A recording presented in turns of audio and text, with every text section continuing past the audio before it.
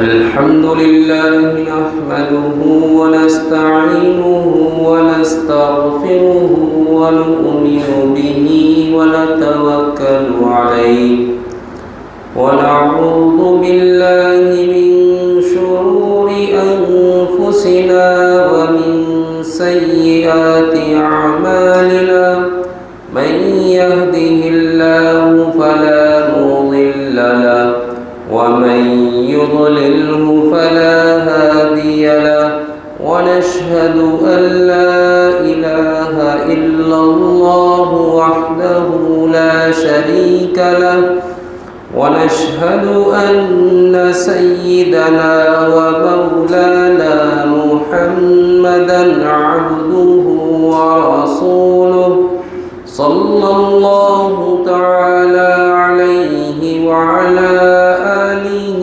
وصحبه وبارك وسلم تسليما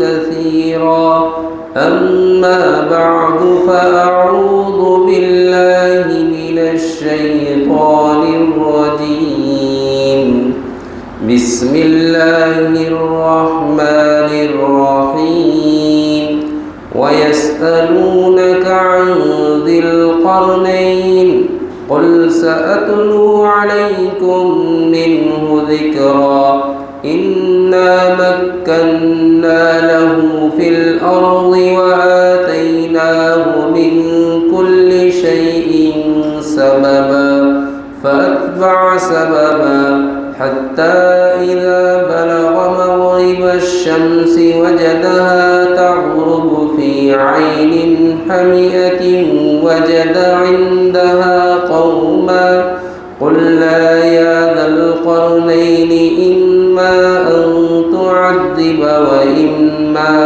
وإما أن تتخذ فيهم حسنا قال أما من ظلم فسوف نعذبه ثم يرد إلى ربه فيعذبه عذابا نكرا وأما من آمن وعمل صالحا فله جزاء الحسنى وسنقول له من أمرنا يسرا صدق الله مولانا العلي العظيم وصدق رسوله النبي الكريم ونحن على ذلك من الشاهدين والشاكرين والحمد لله رب العالمين میں اللہ کی پناہ چاہتا ہوں شیطان مردود کے شر سے۔ شروع کرتا ہوں اللہ تبارک و تعالیٰ کے بابرکت نام سے جو بہت زیادہ مہربان اور رحم کرنے والے ہیں۔ اور یہ لوگ آپ سے ذوالقرنین کے سلسلے میں سوال کرتے ہیں، آپ کہہ دیجئے کہ میں تم پر اس کے سلسلے میں کچھ باتیں سناؤں گا۔ بلا شبہ ہم نے اس کو زمین میں قدرت دی تھی اور ہم نے اس کو ہر چیز سبب کے طور پر عطا کی تھی، ہر طرح کے اسباب ہم نے اس کو دیے تھے۔ پھر وہ ایک راستے پر چلا یہاں تک کہ جب ایسی جگہ پر پہنچا جہاں سورج غروب ہوتا ہے تو اس نے سورج کو غروب ہوتے ہوئے ایک دلدل جیسے چشمے میں ڈوبتے ہوئے دیکھا اور اس کے پاس ایک ایسی قوم کو پایا۔ ہم نے ذوالقرنین سے کہا، اے ذوالقرنین یا تو اس قوم کو عذاب دے دو یا یہ ہے کہ تم ان کے ساتھ کوئی اچھائی کا معاملہ کرو۔ تو ذوالقرنین نے کہا اما من ظلم فسوف نعذبہ، جو شخص ظلم کرے گا تو تو ہم عنقریب اس کو سزا دیں گے، پھر اس کو اپنے رب کی طرف لوٹایا جائے گا، پھر اس کو ناپسندیدہ عذاب دیا جائے گا۔ اور جو شخص ایمان لایا، نیک عمل کیا، تو اس کے لیے بہترین بدلہ ہے، اور ہم اس کے لیے دنیا میں ہر معاملے کو آسان کرنے کے لیے کہیں گے۔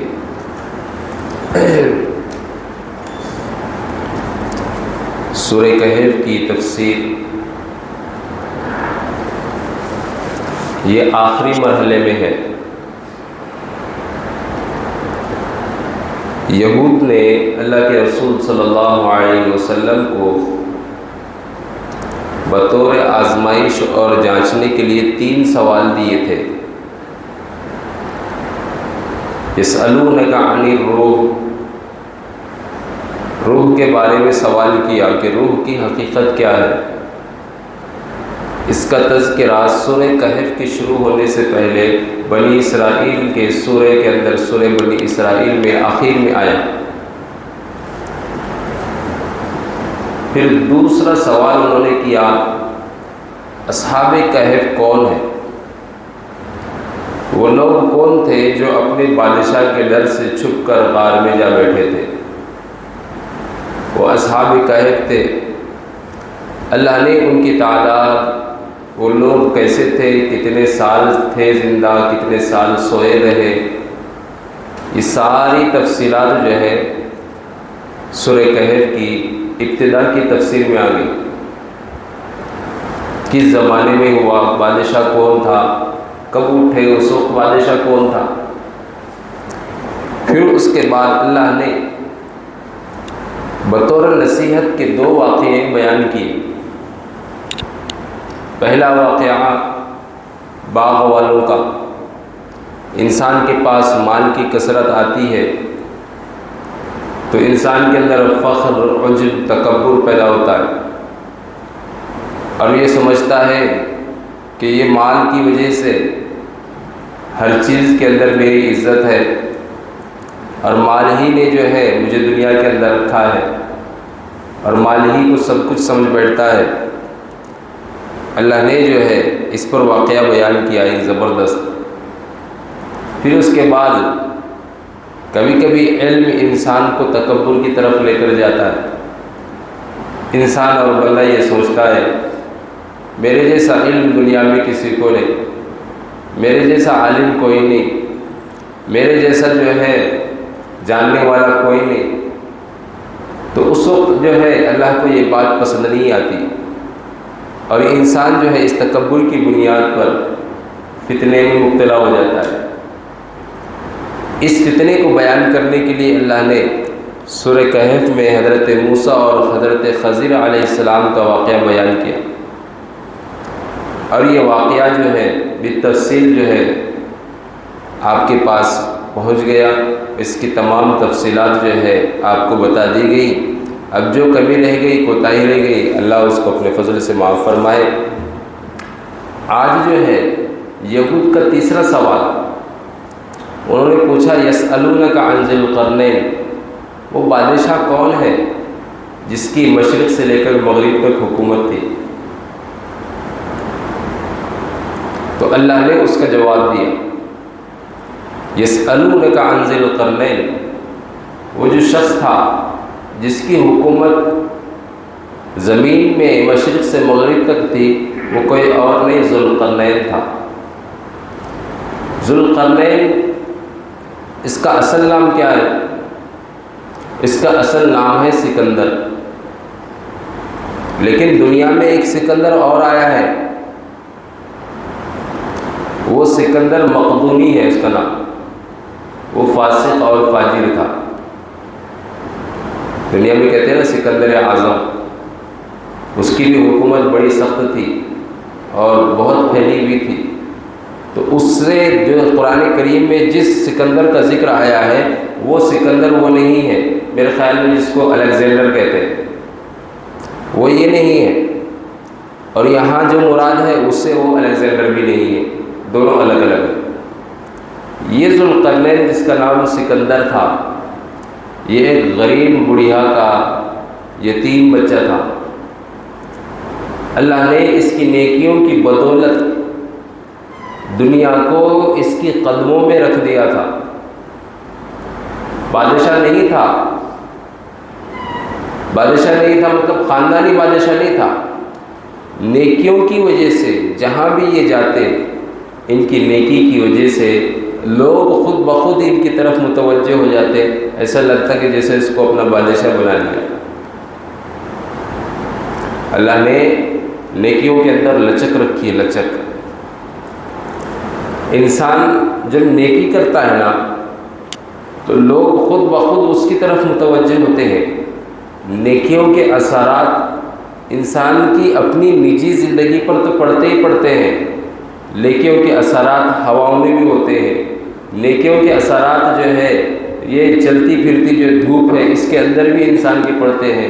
نیکیوں کے اثرات زمین پر پڑتے ہیں، محلے میں پڑتے ہیں، گاؤں بستی کے اندر پڑتے ہیں۔ میں یہ بات ایسے نہیں کہہ رہا، حضرت مولانا رشید احمد گنگوئی رحمۃ اللہ علیہ نے لکھا ہے، اور انہوں نے جو حوالہ ذکر کیا ہے وہ بڑا معتبر حوالہ ہے۔ کہتے ہیں کہ جس زمین میں یا جس قبرستان کے اندر، جس بستی کے اندر کوئی اللہ والا دفن ہوتا ہے، اللہ تبارک و تعالی اس بستی کو ہر طرف سے عذابات سے محفوظ کر دیتے ہیں، اس کے نیکیوں کی برکت سے۔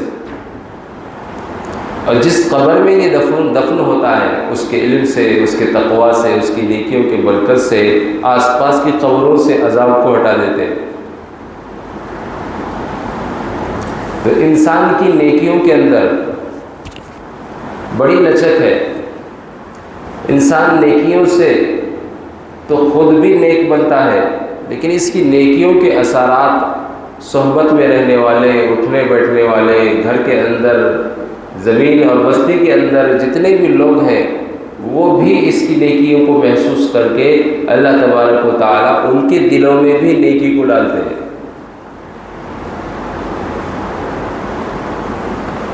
تو نیک بننا اور نیکی کی صفت یہ بڑی اہم ہے، اور شر کی صفت بھی ایسی ہی ہے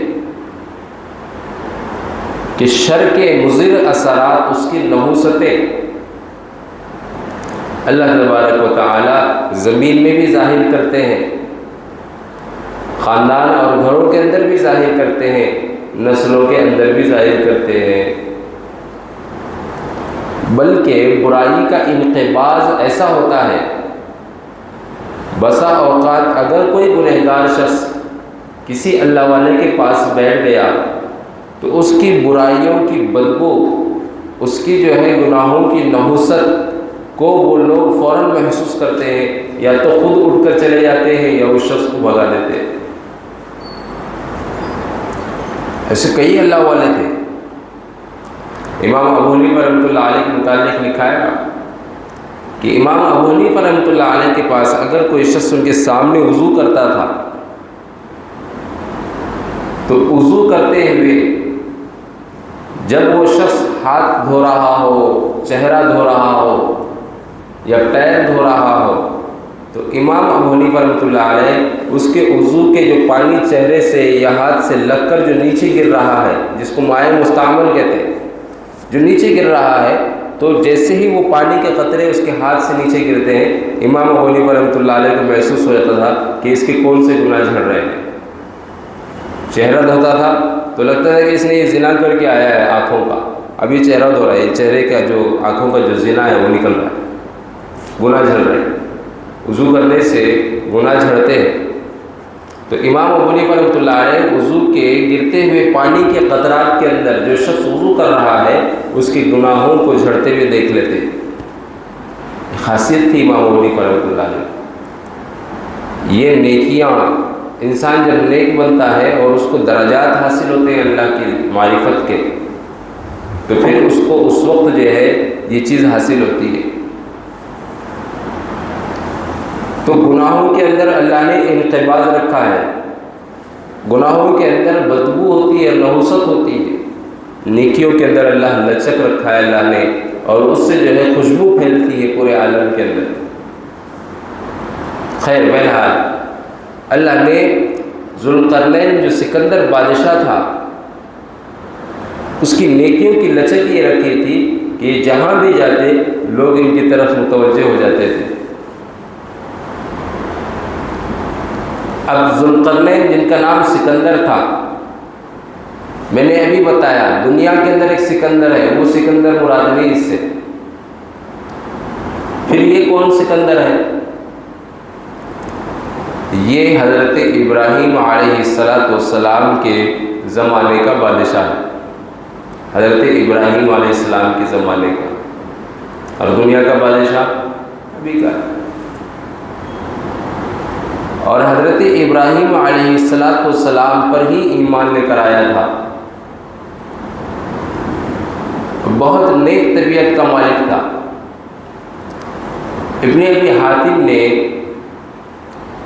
ایک عجیب روایت ذکر کی ہے، اور وہ روایت در منصور کے حوالے سے میں ذکر کر رہا ہوں کہ یہ اتنا سادہ نیک طبیعت کا انسان تھا اور اتنا فقیر تھا کہ جہاں جہاں بھی جاتا شہروں کے اندر، تو وہاں شہروں کے اندر فقیرانہ لباس کے اندر جاتا، شہر کے اندر جا کر فقیرانہ لباس کے اندر رہ کر وہاں کی ساری تفصیلات لیتا کہ لوگ کیسے ہیں، ان کی کیا عیب ہے، ان کی کیا خاصیتیں ہیں، ان کو کیا ضرورتیں ہیں، ساری تفصیلات لے کر گھوم پھر کر پھر اس اعتبار سے وہاں کے مسائل اور مراحل طے کرتا۔ اللہ نے ذوالقرنین کی نیک طبیعت کی وجہ سے ان کو پوری دنیا کے اندر دو خاصیتیں عطا کی تھی۔ کیا؟ کہ زمین ان کے لیے کھینچ کر مختصر کر دی تھی، جہاں چاہے وہاں پر پہنچ سکتے ہیں۔ دنیا کی حکومت بھی اللہ نے ان کو دی تھی اور اسباب بھی ان کے تابع کر دیے تھے۔ علماء نے لکھا ہے کہ پوری دنیا کا چکر لگاتے تھے ذوالقرنین، اور اللہ نے ان کو بادلوں میں تیرنے کی صفت دی تھی، بادلوں کے ساتھ اڑ کر سفر کرتے تھے، تو لمبا سفر بھی اسباب کے تابع ہونے کی وجہ سے مختصر وقت میں ہو جاتا تھا۔ لیکن حضرت سلیمان کا جو بلقیس کا جو شہر تھا حضرت سلیمان علیہ السلام کے زمانے میں، اس معارب شہر کو حضرت ذوالقرنین کے تابع نہیں تھا۔ کیوں؟ ذوالقرنین جو ہے پوری دنیا کا، مشرق کا، مغرب کا، شمال کا پورا سفر کیا اور ہر جگہ اللہ کے احکامات پہنچاتے رہے۔ جب بلقیس کے ملک میں پہنچنا چاہا تو بلقیس کو معلوم ہو گیا،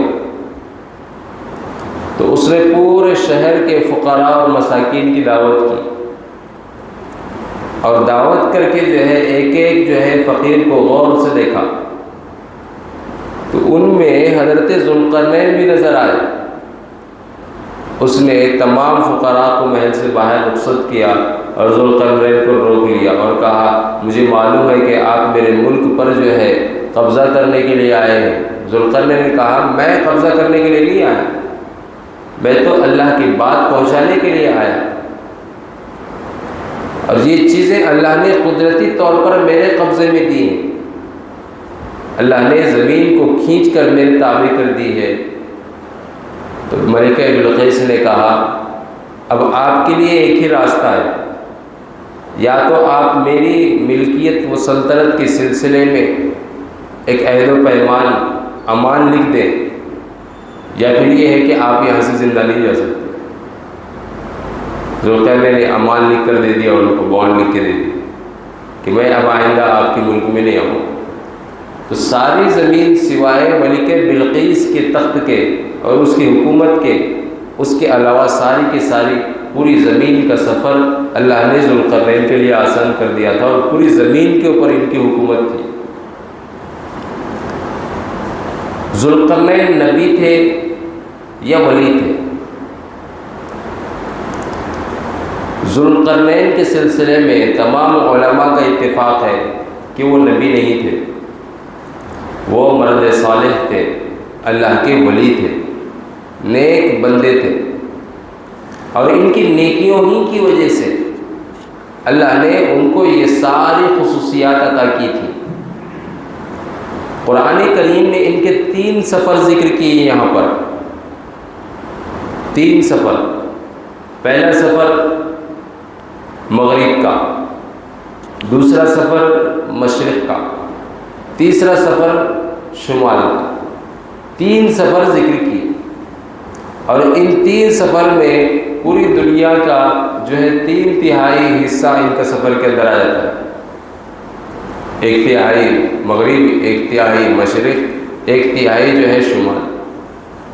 جنوب میں کیوں نہیں گئے، اس کا سفر کیوں نہیں آیا؟ ہو سکتا ہے جیسے میں نے وہ روایت ذکر کی کہ وہ ملکہ بلقیس کی سلطنت ہو، وہاں پر نہ گئے ہو اور اس کے سفر کا تذکرہ نہ آیا ہو، اللہ باقی باتیں جانتا ہے۔ پہلا سفر جو ہے وہ ہے مغرب کا۔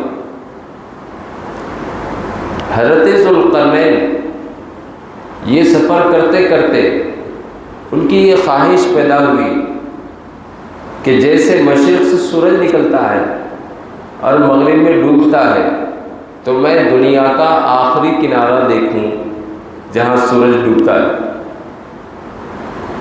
یعنی جہاں دنیا ختم ہے، اینڈ آف ورلڈس، جہاں دنیا ختم ہے میں اس کا کنارہ دیکھنا چاہتا ہوں، اور اس مقصد کے لیے انہوں نے سفر کی۔ چلتے رہے چلتے رہے چلتے رہے، جہاں انسانوں کی آبادی ختم ہو گئی وہاں رکے، اور وہاں سے جو پانی کا سلسلہ، سمندر کا سلسلہ چل رہا ہے، اب وہ ختم ہونے کا نام ہی نہیں لے رہا۔ دنیا کے اندر انسانوں کی آبادی 1/3 ہے صرف، اور پانی 3/3 ہے۔ کسی چیز کے اگر 4 حصے کریں تو 3 حصے پانی، 1 حصہ انسان۔ اب وہ پانی کا سلسلہ چل رہا ہے، ایک جگہ رک کر انہوں نے دیکھا سورج غروب ہو رہا ہے، اور اس کا مشاہدہ کیا، اور انہیں ایسا لگا کہ سورج جو ہے کسی دلدل کے اندر، چشمہ جو پانی کا ہوتا ہے، اس پانی کے چشمے کے اندر جو ہے ڈوب رہا ہے۔ ظاہر سی بات ہے یہاں پر شبہ واقع ہوگا۔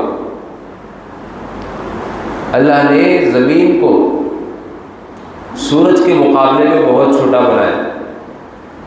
سورج زمین سے بہت بڑا ہے، دگنا تگنا، تو پھر یہ ایک زمین کے چھوٹے سے چلے پانی کے سمندر میں، چشمے میں کیسے ڈوب رہا ہے؟ قرآن کریم نے یہ تعبیر اختیار کیا، دیکھو، حتی اذا بلغ مغرب الشمس وجدها تغرب فی عین حمیئۃ، عین حمیئۃ دلدل والا چشمہ پانی کا، تو اتنا بڑا سورج، چھوٹی سی زمین، اس کا ایک چھوٹا سا سمندر، چشمہ اس کے اندر ڈوب رہا ہے۔ یہ تعبیر حضرت ذوالقرنین کے حساب سے اللہ نے استعمال کی ہے۔ کیوں؟ ہم بھی دیکھتے ہیں سورج کو ڈوبتے ہوئے روزانہ شام میں، کہاں دیکھتے ہیں؟ آپ کبھی کسی ہل اسٹیشن پہ جائیں، سمندر کے ایریے میں جائیں، آپ کو ایسا لگے گا سورج آپ کے سامنے ڈوب رہا ہے پانی، اور چونکہ دور ہوتا ہے، بہت دور، اس لیے اس کی وسعت، اس کی لمبائی، کہاں ڈوب رہا ہے، اس کا جو ہے پورا سرکل کا ایریا کتنا ہے، ہم نہیں جان سکتے۔ دور ہونے کی وجہ سے چھوٹا نظر آتا ہے اور ایسا لگتا ہے کہ پانی میں ڈوب رہا ہے۔ تو اللہ نے وہ تعبیر اختیار کی ہے کہ انسان جب سورج کو ڈوبتے ہوئے دیکھے گا تو اسے ایسا لگے گا کہ وہ جو ہے پانی کے اندر ڈوب رہا ہے، در حقیقت وہ پانی میں نہیں غروب ہو رہا۔ اور اگر پانی میں غروب بھی ہو رہا ہے تو یہ اللہ کی قدرت ہے کہ اللہ جو ہے سورج کو زمین سے اللہ نے بڑا بنایا، لیکن پھر جو ہے اس کو ڈوبتے ہوئے اپنی حیت کے اعتبار سے اللہ اپنی قدرت کے اعتبار سے جس چیز کے اندر چاہے اس کو غروب کر دے۔ اللہ کی قدرت ہے۔ تو یہ وہاں پر پہنچنا چاہ رہے تھے، لیکن دنیا کا کنارہ ختم ہونے کو تیار نہیں۔ لیکن جہاں حضرت ذوالقرنین گئے تھے، آج بھی دنیا کا آخری کنارہ وہی ہے، جس کو اینڈس آف ورلڈز کہتے ہیں، اینڈ آف ورلڈز۔ لوگ لاکھوں روپے خرچ کر کے وہ جو ہے مشاہدہ کرنے، نظارہ دیکھنے کے لیے جاتے ہیں کہ وہاں پر سال بھر سورج ایسا لگتا ہے کہ جیسے سورج یہیں غروب ہو رہا ہے، بالکل پاس میں۔ لوگ لاکھوں روپے خرچ کر جاتے ہیں، اور جہاں یہ منظر پیش آتا ہے وہاں سال میں ایک اور خاص بات پیش آتی ہے۔ کیا؟ سال میں ایک دن ایسا آتا ہے وہاں کہ ابھی لوگ اس سورج کے غروب ہونے کا منظر، کیا کہتے ہیں اس کو انگلش میں، سن شیڈ، سورج کے غروب ہونے کا منظر جو ہے ابھی دیکھتے دیکھتے ہی رہتے ہیں۔ سورج غروب ہوا ہی نہیں ہے ابھی کہ فوراً طلوع بھی ہو جاتا ہے، نکل بھی جاتا ہے، فوراً رات آتی نہیں وہاں۔ سال میں ایک دن ہوتا ہے ایسا کہ سورج ابھی غروب ہونا چاہ رہا ہے، اور ایسا لگتا ہے کہ بس غروب ہو گیا اور پھر فوراً طلوع بھی ہو گیا، وہاں پر جو ہے رات آتی نہیں۔ یہ منظر سال میں ایک مرتبہ آتا ہے۔ دنیا کا آخری کنارہ اس کو کہتے ہیں، اس کے بعد پانی ہی پانی ہے اور وہاں کوئی آبادی نہیں۔ یہ تحقیق علماء نے پیش کی ہے۔ حضرت مولانا پیر ذوالفقار صاحب نقشبندی دامت برکاتہ نے یہ بات بھی جو ہے اپنی کتاب میں لکھی ہے، اور مفتی تقی عثمانی صاحب دامت برکاتہ نے بھی، وہ کتاب کا نام ہے دنیا میرے آگے، اور ایک کتاب کا نام ہے ان کی جہاں دیدہ۔ اس میں پورے ملکوں کا سفر نامہ لکھا ہے انہوں نے، اور اس مقام کی نشاندہی کی ہے، اور کہا کہ میں وہاں اس مقام کو جا کر دیکھ کر آیا۔ تو بہت سارے علماء کے مشاہدے بھی اس کے اوپر ہیں۔ بہرحال دنیا کا یہ آخری کنارہ جہاں حضرت ذوالقرنین پہنچے، جب سورج کو غروب ہوتے ہوئے دیکھا اور انہیں ایسا لگا کہ ایک چشمے کے اندر سورج غروب ہو رہا ہے، یہ انسان کی اپنی کیفیت، انسان آج بھی وہی دیکھتا ہے۔ پھر وہاں سے چلتے چلتے گزرتے ہوئے ایک بستی پر ان کا گزر ہوا۔ وہ بستی بڑی عجیب و غریب تھی، اور بستی کیسی تھی؟ بستی کے لوگ بڑے نافرمان تھے، گنہگار تھے۔ اللہ تبارک و تعالیٰ نے حضرت ذوالقرنین کے دل کے اندر یہ الہام فرمائی، یہ بات، اما ان تعذب فیہم، جو لوگ رہ رہے ہیں وہ ہمارے نافرمان ہیں، چاہو تو تم انہیں سزا دے سکتے ہو، لیکن سزا دینے کا معیار کیا ہے؟ سزا دینے کا معیار یہ ہے کہ پہلے ایمان کی پیشکش کرو، ایمان لے کر آئے تو ٹھیک، نہ لے کر آئے تو پھر سزا دو۔ پھر اللہ تبارک و تعالیٰ نے ایک ضابطہ بیان فرمایا، فَأَمَّا مَنْ ظَلَمَ فَسَوْفَ نُعَذِّبُهُ ثُمَّ يُرَدُّ إِلَىٰ رَبِّهِ فَيُعَذِّبُهُ عَذَابًا نُكْرًا۔ جو اللہ کا نافرمان ہے، دنیا میں بھی اس کو عذاب دیا جائے گا، اور آخرت میں بھی اللہ تبارک و تعالیٰ کی طرف سے بڑا بھیانک عذاب ملے گا۔ ایسا عذاب، عذاب النکرہ، علماء نے تفسیر لکھی ہے عذاب النکرہ کی، کہ عذاب نکر اس عذاب کو کہتے ہیں کہ جس کا تصور دنیا میں کسی انسان کے علم میں نہ ہو۔ کیسا بھی ہو سکتا ہے، ایسا بھی ہو سکتا ہے۔ ایسی نافرمان قوم کو دیکھا، اور جو ایمان لائے، نیک اعمال کرے، آخرت میں تو اس کے لیے ہے ہی نزلا من غفور الرحیم، اللہ کی طرف سے اس کی مہمان نوازی، اور دنیا میں یہ ہے کہ اس کی نیکیوں کی برکات کا ثمرہ اور رزلٹ یہ ہوتا ہے، سنقول لہ من امرنا یسرا، ہر کام اس کے لیے آسان ہو جاتا ہے۔ واقعی میں یہ بات ہے، جو اللہ کے نیک بندے ہوتے ہیں نا، ہم سوچ بھی نہیں سکتے کہ اللہ ان کے کام ایسے بنا دیتا ہے۔ ہم لاکھوں کروڑوں روپے خرچ کر لیتے ہیں، ہمارے کام نہیں بن پاتے، لیکن اللہ کے جو نیک بندے ہوتے ہیں، لمحوں میں، منٹوں میں، مختصر وقت کے اندر، مختصر جو ہے چیز کے اندر ان کا کام بن جاتا ہے۔ یہ سب نیکیوں کی برکات اور اس کے ثمرات ہوتے ہیں۔ اس لیے ہمیں کوشش یہ کرنی چاہیے کہ نیکیوں کے برکات اور ثمرات جو ہے اللہ تبارک و تعالیٰ ہماری طبیعت کو نیک بنائے، نیکیوں کے برکات اور ثمرات ہماری زندگیوں کے اندر ہی مل جائے۔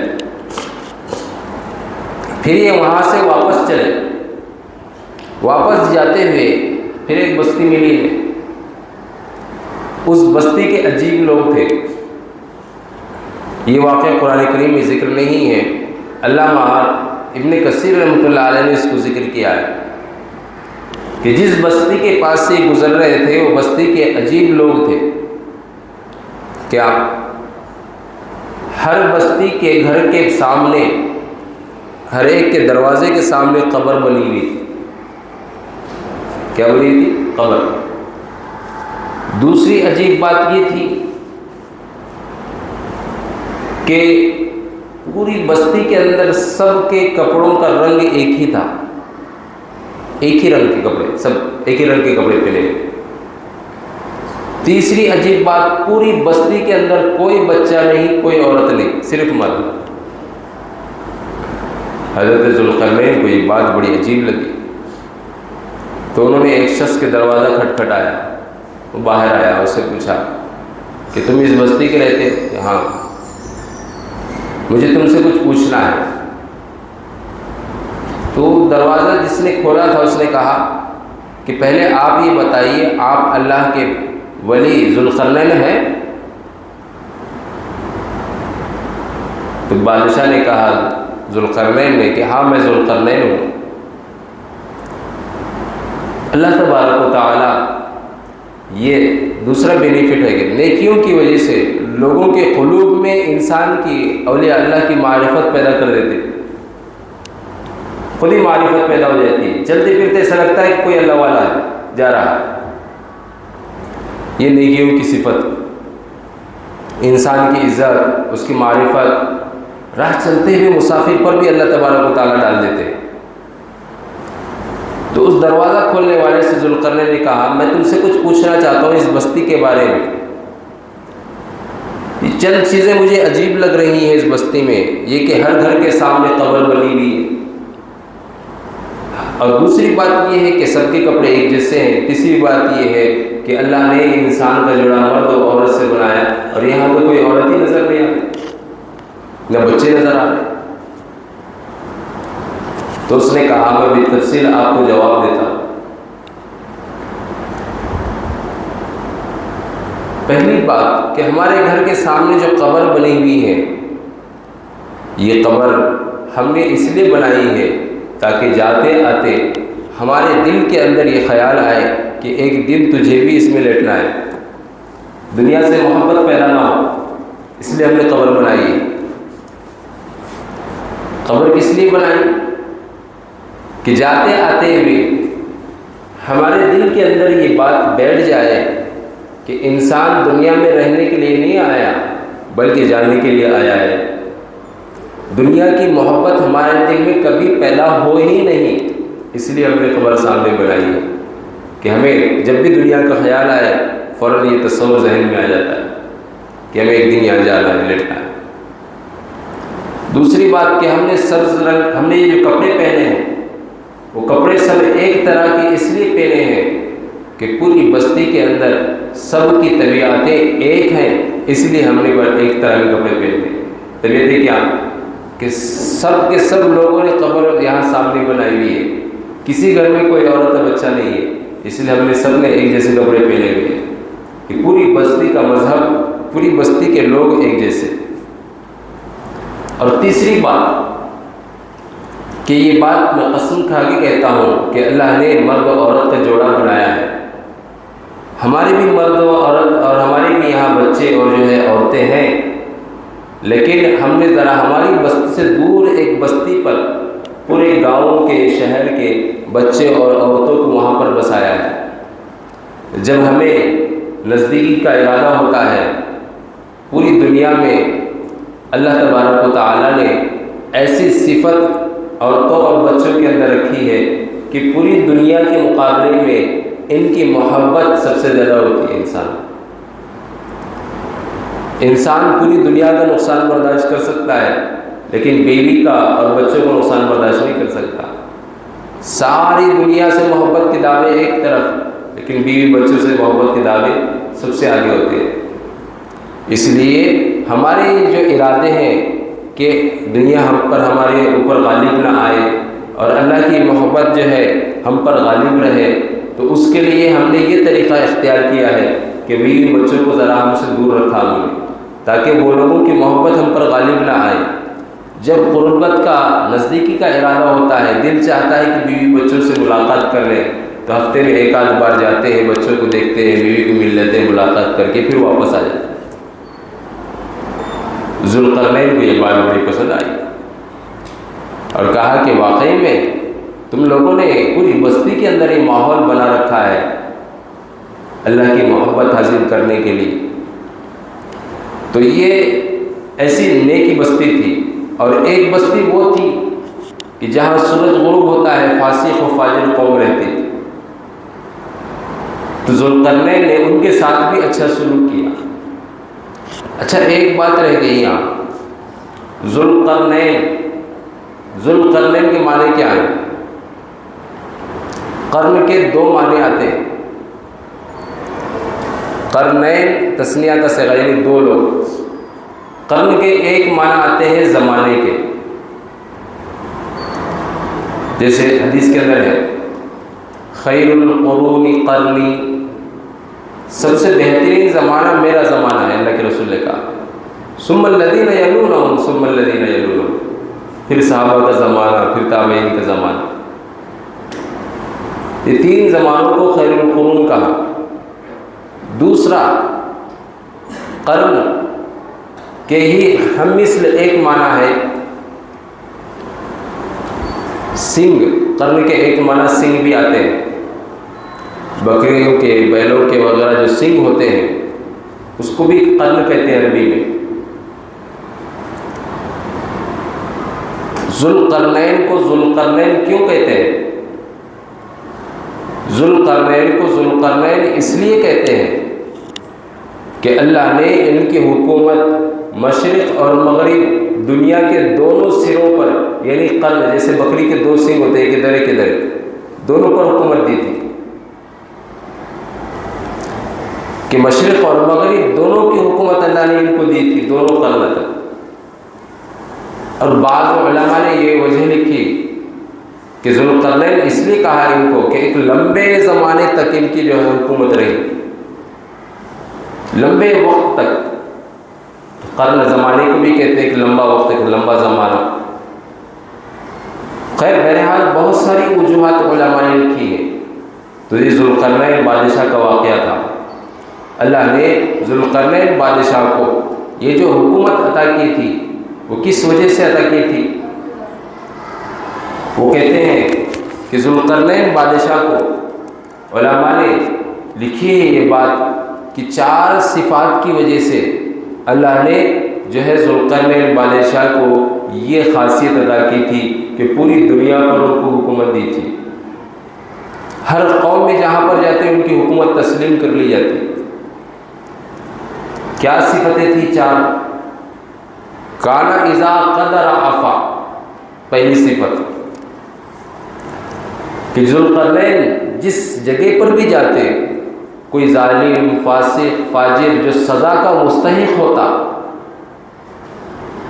عفا اس کو معاف کر دیتے۔ کوئی ظالم بھی ہے، کوئی فاسق بھی ہے، فاجر بھی ہے، تو اس کو معاف کر دیتے۔ معاف کرنا بہت بڑی صفت ہے۔ تحمل کی بات آتی ہے انسان کے اندر، تحمل اسی وقت پیدا ہوتا ہے جب انسان معاف کرنا سیکھتا ہے۔ اللہ کے رسول صلی اللہ علیہ وسلم کی یہ سب سے بڑی صفت تھی کہ آپ نے بھی اپنے دشمنوں کو معاف کیا۔ غزوہ بدر کے موقع پر جو 70 سرداران قریش آپ کے پاس لائے گئے تھے قیدی بنا کر، چاہے تو کیا نہیں کیا جا سکتا تھا ان سرداران قریش کے ساتھ، جنہوں نے 13 سال لمحہ لمحہ پل پل اللہ کے رسول کو تکلیف دی۔ 13 سال تک، ایک دو دن نہیں، ایک آدھ سال نہیں، 13 سال تک اللہ کے رسول کو دن اور رات تکلیف پہنچائی آپ کے صحابہ کو۔ ایسے لوگ جب آپ فاتح ہوں اور وہ مفتوح ہوں، مغلوب ہوں، ان کو آپ کے پاس زنجیروں میں، بیڑیوں میں باندھ کر لایا جا رہا ہو، تو انسان کی تمنا، ہم جیسے لوگ ہوتے تو آرزو کیا ہوتی کہ پہلے جو ہے سر قلم کر دیا جائے، اس نامراد کو میرے نظر سے ہٹا دیا جائے۔ حضرت عمر یہی فیصلہ کرتے ہیں اور کیا کہتے ہیں، اے اللہ کے رسول ان کی سب سے پہلے گردن اڑا دی جائے، یہ آپ کے دشمن ہے۔ حضرت ابوبکر صدیق رضی اللہ تعالیٰ عنہ نے کہا، اللہ کے رسول انہیں معاف کر دے، ہو سکتا ہے کہ ہمارے حسن سلوک کی وجہ سے یہ لوگ اسلام کی طرف مائل ہو جائیں۔ اللہ کے رسول مسکرائے اور کہا، ابوبکر تم نے تو میری رائے دے دی ہے، میرے دل کی بات کہہ دی۔ فدیہ لے کر چھوڑ دیا گیا ان کو، اور پھر حضرت ابوبکر کی اسی رائے کی بدولت بہت سارے لوگ بعد میں اس میں مسلمان ہو گئے۔ تو یہ بات ہے، آدمی کا جب کسی کے اوپر پورا تسلط ہو جائے نا کہ بس میرے ہاتھ میں اس کی گردن ہے، میں جیسے چاہے اس کو مروڑ دوں، ایسے وقت میں انسان اس کو معاف کر دے، یہ سب سے بڑی صفت ہے، اور یہ صفت اللہ کی صفت ہے۔ قرآن کریم میں اللہ کی صفات غفور عفو بیان کیا گیا، اس کے معنی کیا ہے؟ بخشش کے، معاف کرنے کے۔ تو حضرت ذوالقرنین کی سب سے بڑی خوبی یہ تھی کہ اذا قدر، جب کسی پر غالب آتے، کسی کے جو ہے شکنجے جو ہے ان کے ہاتھ کے شکنجے اس پر پڑتے، گرفت میں آ جاتا کوئی، تو اس کو معاف کر دیتے، چاہے کتنا بھی بڑا ظالم ہو۔ معاف کرنے سے انسان کے دل کی کیفیت بدلتی ہے۔ معافی سب سے بڑا ہتھیار انسان کا۔ اگر آج بھی آپ اپنی دشمنوں پر غالب آنا چاہتے ہیں، نسخہ یہی کام کرے گا، یہی دوا ہوگی کہ آپ جو ہے دشمنوں کے ساتھ نرم رویہ اختیار کریں، سختی نہ کریں۔ سختی کرنے سے جو ہے اور انسان کے جو ہے ارادے جو ہے اور زیادہ سخت ہو جاتے ہیں، ضد آتی ہے انسان کے۔ معاف کر دے، معاف کرنے سے آج معاف کر دیا، کل معاف کر دیا، پھر معاف کر دیا، تو انسان کے دل کے اندر میں آتی ہے۔ دشمن یہ سوچتا ہے میں بار بار معاف کرے، پتہ نہیں کس کون سے جو ہے خون سے بنا ہوا اس کا جگر ہے، اس سے بڑا انسان کوئی نہیں ہو سکتا، وہ فوراً آپ کے قدموں میں گر جائے گا۔ تو یہ انسان کے اخلاق کی بات ہے۔ دشمن کیسے ہو؟ آج ہم اس صفت کو بھول گئے، مسلمان معاف کرنا بھول گئے۔ اب آپس میں بھائیوں کا جھگڑا ہوتا ہے، گھروں میں بحث ہوتی ہے، خاندانوں میں بحث ہوتی ہے، محلوں کے اندر بحث ہوتی ہے، نوجوانوں میں بحث، بچوں میں بحث ہوتی ہے، تو کوئی کسی کو معاف نہیں کرتا، بلکہ بچوں کے ساتھ پورا خاندان باہر آتا ہے، اور کیا ہمارے بچے کو گھور کے دیکھے، ہمارے بچے کو مارے، ہمارے بچے کو گالی دے، کیسا دیتے جی گالی ہمارے بچے کو، کیسا بولتے جی ہمارے بچے کو، سارے کے سارا پورا خاندان روڈ پہ آ جاتا ہے۔ ہمارا بچہ تمہارے کو ایسا دکھ رہا کیا؟ ہمارے ہاتھ میں کیا چوڑیاں پہن کے بیٹھا لے ہم؟ یہ چیز ہے۔ حالانکہ مسلمانوں کی صفت یہ تو نہیں تھی، مسلمانوں نے اپنی صفت بنا لی ہے یہ۔ جب یہ عفو کی صفت ختم ہو جاتی ہے تو پھر دل کے اندر سختی پیدا ہوتی ہے، جس کی وجہ سے انسان جو ہے بات بات کے اوپر جھگڑا کرنے لگتا ہے۔ اس لیے اس صفت کو پھر سے اپنے اندر پیدا کرنے کی ضرورت ہے۔ اللہ ہمارے دلوں کے اندر بھی عفو کی صفت پیدا فرمائے اور اس کی خاصیت سے ہمیں بھی نوازے۔ دوسری صفت ذوالقرنین بادشاہ کو جو دی گئی تھی وہ کیا تھی؟ اذا وعد وفا، کہ جب وہ کسی سے وعدہ کرتے تو اس کو پورا کرتے۔ اللہ کے رسول صلی اللہ علیہ وسلم نے منافقین کی صفت بتائی ہے کیا؟ اذا عاہد غدر، منافقین جو ہے جب کوئی وعدہ کرتے ہیں تو اس کو توڑ دیتے، پورا نہیں کرتے، بے وفائی کرتے۔ اور ایک مسلمان کی صفت کیا ہے؟ اذا وعد وفا، جب وعدہ کرے تو اس کو پورا کرے۔ صحابہ کرام کے زمانے میں یہ مشہور تھا کہ اگر کسی صحابی نے کسی سے وعدہ کیا ہو، اللہ کے رسول نے کسی سے وعدہ کیا ہو، تو وہ وعدہ پورا ہونے کے لیے یہود منتظر رہا کرتے تھے کہ اگر یہ وعدہ پورا ہو گیا تو سچے نبی ہے۔ لوگ مسلمانوں کے وعدے پورا ہونے کی مثالیں دیا کرتے تھے۔ آج مسلمانوں کے وعدے پورے نہیں ہوتے، مسلمانوں کے دھوکے مشہور ہیں۔ آج مسلمان ہے دھوکہ دیتا ہے، مسلمان ہے جھوٹ بولتا ہے، مسلمان ہے ظلم کرتا ہے۔ آج مسلمانوں کے اخلاق ختم ہو گئے، ان کی بد اخلاقیوں سے اغیار بھی پریشان ہو گئے مسلمانوں سے۔ مسلمان سے پریشان، مسلمان سے مسلمان کا پڑوسی پریشان، مسلمانوں سے مسلمانوں کے محلے والے پریشان، گاؤں والے پریشان، بستی والے پریشان، اور قومیں پریشان۔ اتنے دھوکے مسلمان دیتا ہے۔ کسی سے قرض لے لیا، بولا میں شام تک دے دوں گا، اب ایک شام گزر گئی، 4 شامیں گزر گئی، مہینے کی شامیں گزر گئی، 10 سال ہو گئے، قرض واپس نہیں۔ مسلمان کی شانی ہے۔ اور ایک وہ واقعہ ہے، اللہ کے رسول صلی اللہ علیہ وسلم گھوڑا خریدنے کے لیے بازار گئے، راستے میں ایک یہودی سے گھوڑا خریدا، اور جو ہے اس سے آپ نے جو ہے قیمت طے کی، اور قیمت طے کر کے یہ کہا کہ تم یہیں پر رکنا، میں گھر جا کر جو ہے قیمت لے کر آتا ہوں۔ اب اللہ کے رسول ادھر گئے،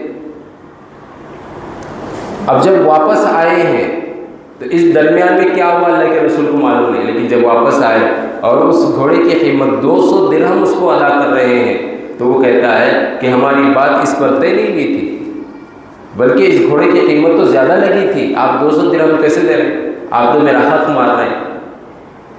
ہمارا سودا 200 درہم کا نہیں تھا، ہمارا سودا 300 درہم کا تھا۔ اللہ کے رسول نے کہا میں ابھی تو طے کر کے گیا ہوں۔ بات دراصل کیا تھی، اللہ کے رسول گئے تو دوسرا شخص آیا اور اس نے کہا کہ جو ہے یہ گھوڑا مجھے چاہیے۔ اس نے کہا میں بیچ چکا ہوں، کتنے میں؟ 200 درہم میں۔ کس کو بیچا؟ محمد عربی کو۔ اچھا میں 300 درہم دیتا ہوں اس کے، مجھے بیچ دو۔ اب اس کے ذہن میں لالچ آ گئی، یا پھر یہ ہے کہ وہ اللہ کے رسول کو آزمانا چاہتا تھا۔ اللہ کے رسول صلی اللہ علیہ وسلم نے سے کہا کہ بھائی ابھی تھوڑی دیر پہلے میں سودا کر کے تم سے گیا ہوں۔ تو اس گھوڑے والے نے کہا اچھا تمہارے پاس کوئی گواہی ہے کہ 200 درہم پر یہ سودا تم نے مجھ سے کیا ہے؟ اللہ کے رسول صلی اللہ علیہ وسلم اس وقت تنہا تھے، اکیلے تھے، کوئی گواہ نہیں تھا۔ اب اللہ کے رسول صلی اللہ علیہ وسلم پریشان ہو گئے، کیا کیا جائے؟ اس کو چھوڑ دیا جائے تو یہ لوگوں میں مشہور کرے گا کہ محمد عربی نے میرے ساتھ دھوکہ کیا ہے، 300 درہم کا سودا 200 درہم میں لیا، یہ جھوٹ بولا۔ اللہ کے رسول پریشان۔ اتنے میں حضرت حذیفہ وہاں سے گزر گئے۔ حضرت حذیفہ گزرے اور دیکھا اللہ کے رسول کھڑے ہیں اور پریشان ہیں۔ حضرت حذیفہ نے کہا اللہ کے رسول کیا بات ہے، آپ یہاں کیوں پریشان کھڑے ہوئے؟ اللہ کے رسول نے پوری بات بتائی اور کہا کہ میرے پاس کوئی گواہ نہیں ہے جس کی وجہ سے میں یہ گھوڑا خریدنے سے عاجز ہوں۔ حضرت حذیفہ نے کہا میں ہوں نا گواہی دینے والا، میں گواہی دیتا ہوں کہ آپ نے یہ 200 درہم کے اندر گھوڑا خریدا ہے، اس کا سودا 200 درہم میں ہوا ہے۔ اللہ کے رسول نے کہا اچھا۔ جب وہ یہودی نے یہ بات کو سنا اور گواہ مل گیا تو اللہ کے رسول کو 200 درہم میں گھوڑا دے دیا۔ بات ہو گئی، ختم ہو گئی، اللہ کے رسول آ گئے۔ اللہ کے رسول نے کہا حذیفہ تم تو میرے سودے کے وقت وہاں پر موجود نہیں تھے، پھر تم نے کیسے گواہی دے دی؟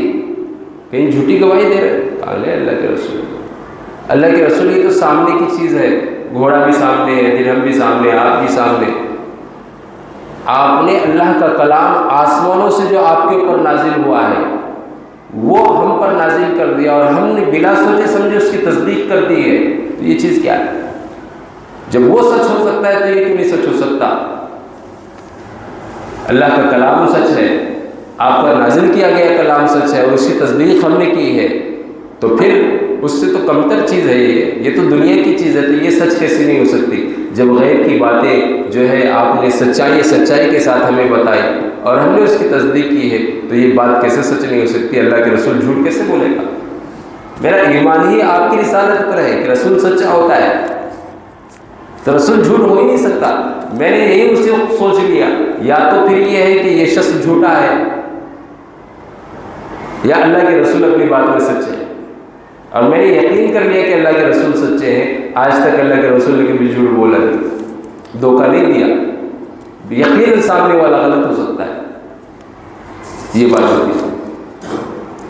تیسری صفت، اذا حدث صدقہ، جب بات کرے تو سچ کرے، یہ ہے ذوالقرنین کی صفت تھی، اللہ کے رسول کی صفت تھی، اور اسی صفت کو جو ہے اللہ کے نبی نے مومن کا آئینہ بتایا کہ مومن کا آئینہ کیا ہے، کہ مومن سچی بات کرتا ہے،